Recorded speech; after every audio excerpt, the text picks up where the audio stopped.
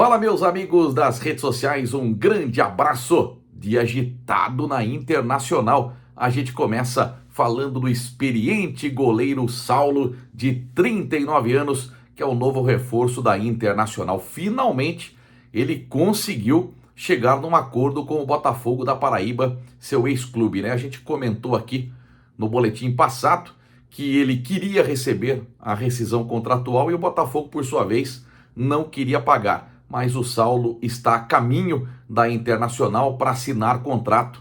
Ele fica até o final da Série A2 do Campeonato Paulista do ano que vem. Eu estava fazendo um levantamento aqui do Saulo, ele que foi bicampeão paraibano com o Botafogo, chegou numa final de Copa do Nordeste, mas se destacou na Ferroviária. 154 jogos ele fez pelo time de Araraquara, 2 acessos conquistou com o time de Araraquara, um para a Série C, outro para a Série B.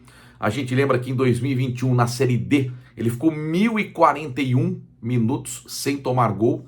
E na última Série D de 41 jogos, né, contando também com o Campeonato Paulista, de 41 jogos, 19 o Saulo ficou sem sofrer gols. A gente lembra que ele passou pelo Santos, é aquele goleiro que tomou 7 gols do Corinthians, que o Tevez arrebentou no Pacaembu, passou também pela Chapecoense. Então Saulo, que tem tudo para ser o capitão da Internacional, se apresenta nos próximos dias. Bom goleiro, e todo time começa por um bom goleiro.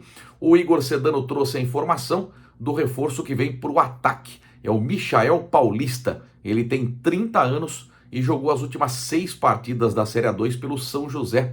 Ele foi levado para o time do Vale do Paraíba pelo técnico Paulo Roberto, que o comandou no Uberlândia. No Uberlândia ele participou do Campeonato Mineiro com 8 jogos, 2 gols, uma assistência muito rápido.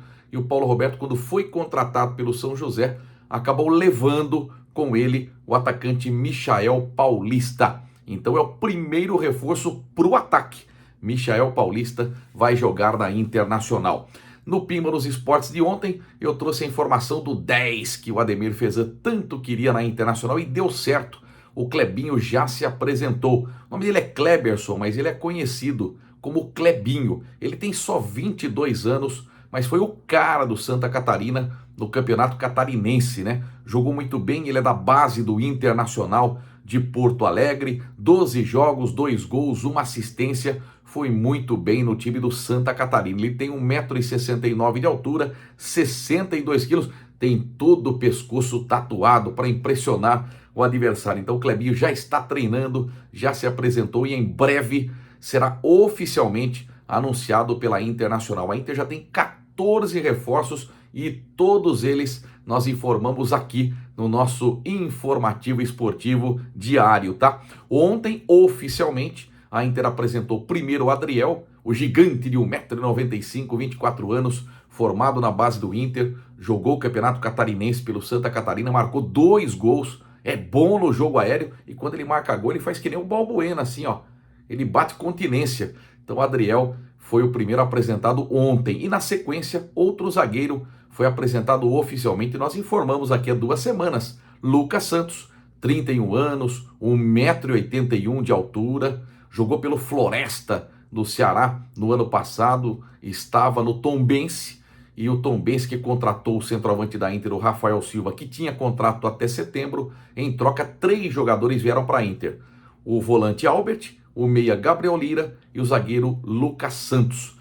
Então a Inter já tem 6 jogadores anunciados oficialmente, mais 14 contratados, tá?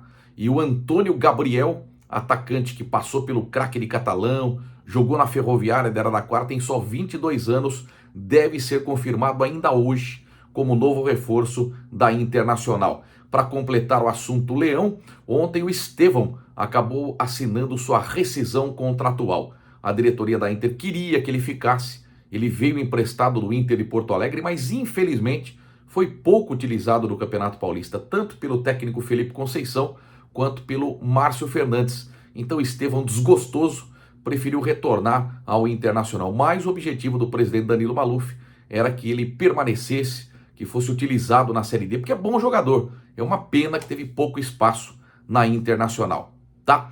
Agora a gente fala do Independente. O Galo tem um novo reforço, é o volante Eduardo Processo. O Eduardo Processo vem por empréstimo da Ponte Preta, vem para ser titular da posição, já se apresentou, já vem treinando sob o comando do técnico Paulo César Santos. E ontem um burburinho, né? Vai ter amistoso sábado, vai ter derby, Inter e Independente. Eu falei, o quê? Você acha que a Internacional vai enfrentar o Independente? Imagine se perde. Então, pelo que a gente apurou, tem derby sim, mas do Sub-20. A Inter joga no Pradão às 9 horas da manhã contra o Independente, as duas categorias Sub-20.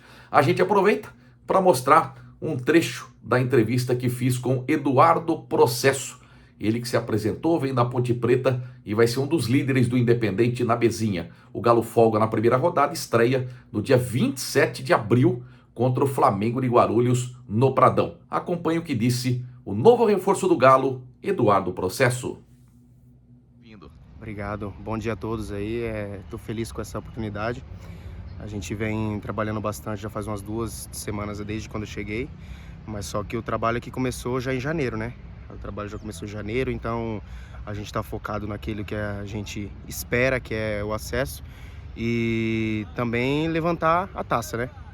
Você é um pitbull. O pessoal fala que você senta a bota no meio campo. Esse é seu estilo. Volantão mesmo, Eduardo. É porque eu sou assim, eu me adapto bem ao que o treinador quer, né? Se ele quer que eu casse mais, eu caço mais. Se ele quer que eu jogue mais, eu jogo mais. Então eu tô disposto a fazer o que ele pede. Mas quais são suas características? Minhas características. Além de ser aquele pegador no meio campo. Não. Minha característica sim é um bom passe, é a qualidade de passe para chegar entre linhas. A diagonal longa, né? Aquele passe um pouco mais longo e aquele passe em última linha. Para quem não conhece o Eduardo, fale um pouquinho de você, de onde veio. Sou Eduardo, eu sou de Júlio Mesquita, do lado de Marília. Puxa. Eu tenho 22 anos, sou atleta da Ponte Preta e tô nessa ida aí do futebol desde os meus 12. Que bom. Fala um pouquinho de você ter vindo da Ponte Preta, aumenta a sua responsabilidade. O jogador que tá do seu lado, o companheiro fala, opa, se veio da Ponte é porque tem bola. Não, a gente é tranquilo, os meninos são bem legais também, e a gente leva essa situação como uma distração mesmo, porque se eu vim da Ponte ou não impede eles de me tratarem da mesma forma, e da mesma forma eu também trato eles da mesma forma, né? Porque somos todos iguais aqui dentro, então a gente está por um objetivo e não tem essa de pressão não tem, porque cada um aqui sabe da sua capacidade, eles sabem da minha, eu também sei da capacidade deles. Você fala de jogar, né? Pertencer à Ponte Preta e vir para cá. O importante é jogar e voltar por cima lá na Ponte Preta. Opa, peraí, nós emprestamos esse moleque, ele arrebentou lá na Vezinha. Não, sim. A ideia também é essa, mas assim, se Deus abrir as portas de outra forma, de outro lugar, a gente vai também, não tem problema nenhum, conversando, a gente vendo o que é melhor para mim e para o clube, e sair legal e ir pela porta da frente. Fala um pouquinho do PC, como é que tem sido o trabalho do técnico? Pô, ele gosta de volante, viu? Gosta. Quase que ele tem uma concessionária de tanto volante que ele gosta. É, porque ele foi volante, né? Então a cobrança é um pouco maior, a gente ali como volante tende a ter um espelho, né? Ele é um cara que jogou de verdade, então é mais fácil a gente entender o que ele passa pra gente, a gente coloca em prática. Então é um pouco mais de responsabilidade para nós que é volante. E essa Ponte Preta pegando fogo, né? Caindo para a Série C, mas escapando do rebaixamento na Série A, que foi muito importante. Sim, então é complicado, cara. O que acontece lá dentro são coisas assim que muitas vezes as pessoas daqui de fora não sabem, né? A luta, o trabalho, então muitas vezes aqui a gente coloca para acontecer e não acontece, infelizmente. Eduardo, o que o torcedor do Independente pode esperar de você? Bom, além de muita garra? De mim pode esperar muito trabalho, a gente vai com seriedade do começo ao fim, vai esperar também o sangue, a gente vai dar o sangue, eu vou dar o sangue, então a gente vai fazer que o Galo suba de novo, novamente, que enche essa casa aqui como antes. Deus te abençoe, amém. Que você vá muito bem no campeonato. Obrigado. E morda mesmo, Pitbull, morda mesmo. Vamos ajustar. Vamos pôr Eduardo Pitbull que o pessoal vai gostar, viu? Deus quiser. Símbolo de raça. Você gostaria que a torcida, quando você fizesse um desarme, um carrinho, fizesse... Maravilha. Se eles fazerem, eu fico mais doido ainda. Boa sorte ao Eduardo Processo e que ele seja muito feliz no Independente. Conhecemos ontem os semifinalistas da Série A3 do Campeonato Paulista. Ah, meu União São João de Araras, que judiação. União fora do campeonato, que partidaça fez o Marília, hein? E olha, era para ter sido muito mais. O goleiro do União até pênalti pegou. 3-0 para o Marília. O primeiro jogo tinha sido 1-0 para o União. Jogo no estádio Hermínio Almeida em Araras. O União jogava pelo empate ontem em Marília, mas 3-0 para o MAC. Era para ter sido muito mais. Não é à toa que o Marília fez a segunda melhor campanha da fase de classificação. Já o Rio Branco, que alegria aqui para nossa região. O Rio Branco ganhou do Desportivo Brasil em Porto Feliz por 3-1. Tinha empatado 0-0 do Décio Vita e abriu 3-1 contra o Desportivo Brasil. Falei que o Luqueta ia fazer um gol, ele fez o último. E o Thiago Ribeiro, hein? Experiente Thiago Ribeiro, ex-São Paulo, ex-Santos, ex-Cruzeiro, marcou de pênalti. O Rio Branco fez 1-0, o Thiago Ribeiro de pênalti 2-0, o Desportivo descontou e o Luqueta nos acréscimos fez o gol da classificação. Deu para ouvir aqui de casa a narração do Gustavo Tomazelli no gol do Thiago Ribeiro. Como ele gosta do Thiago Ribeiro e como a torcida tem carinho pelo jogador que retorna ao Décio Vita. Ontem também o Monte Azul sofreu, hein? De virada, ganhou da Itapirense por 3-2 em Monte Azul. Tava 1-0 para Itapirense, Monte Azul virou, Itapirense empatou e no finalzinho o Monte Azul fez o gol da vitória, 3-2, o Monte Azul classificado. Tinha sido 0-0 em Itapira o jogo de ida. E o Sertãozinho ficou no 0-0 com o Catanduva, um lance feio, né? O zagueiro do Sertãozinho quebrou o braço, um arremate de fora da área de um jogador do Catanduva, pegou no braço do zagueiro do Sertãozinho e houve fratura, isso no final do primeiro tempo. A ambulância entrou em campo. Então, definidas as semifinais e agora o bicho pega, hein? O Rio Branco vai enfrentar o Monte Azul. Em jogo, o acesso para a Série A2 do Campeonato Paulista. E Marília e Sertãozinho, olha que clássico. Dois times de camisa também se enfrentando. O Marília tem a vantagem de jogar em casa, o mesmo acontecendo com o Monte Azul. Boa sorte aos 4 semifinalistas. Hoje tem Brutus Futsal, hoje estreia da Copa da Liga Paulista de Futsal. O Brutus joga simplesmente contra o atual campeão. Jogo às 19h30 em Pindamonhangaba contra o Pinda. Jogo do ginásio Ferroviária. E olha, tem um tabu em jogo. Segundo o Kiner Mercury, nunca o Brutus ganhou do Pinda. São 5 jogos e 5 derrotas. Lembrando que o técnico do Brutus é o Kaique Parisi. Ele que foi interino desde o ano passado, quando o Pezão foi demitido. Ele comandou o Brutus na fase final da Copa Paulista, né? Copa da Liga Paulista. O Brutus foi eliminado no mata-mata por Jaú, com empate de 3-3. E aí o Kaique Parisi foi efetivado como novo técnico do Brutus. Ele que tem 7 jogos pela equipe limerense, 1 vitória, 3 empates, 3 derrotas. E eu tô vendo aqui, com a ajuda do Kina também, 184 jogos tem o Brutus em sua história, contando jogos oficiais, amistosos, regionais, abertos, enfim.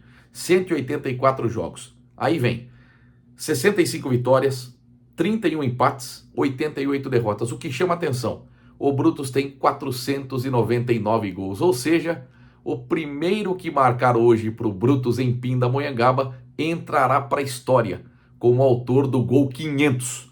Por outro lado, o Brutus tomou 539 gols. A equipe limerense fez um amistoso apenas para o campeonato, acabou sendo derrotado pelo Botucatu pelo placar de 5-1. O único gol da equipe limerense foi do Misha, fixo, que vem como reforço do time de Jaú. São 7 reforços que o Brutus tem para esta temporada. Alguns jogadores ficaram, jogadores importantes, como os artilheiros Luan e também Le Rosa. Boa sorte aos comandados do Kaique Parisi. Boa sorte ao Nego, né? Não é mais jogador, mas é o manager da equipe ao lado do Flávio Freire.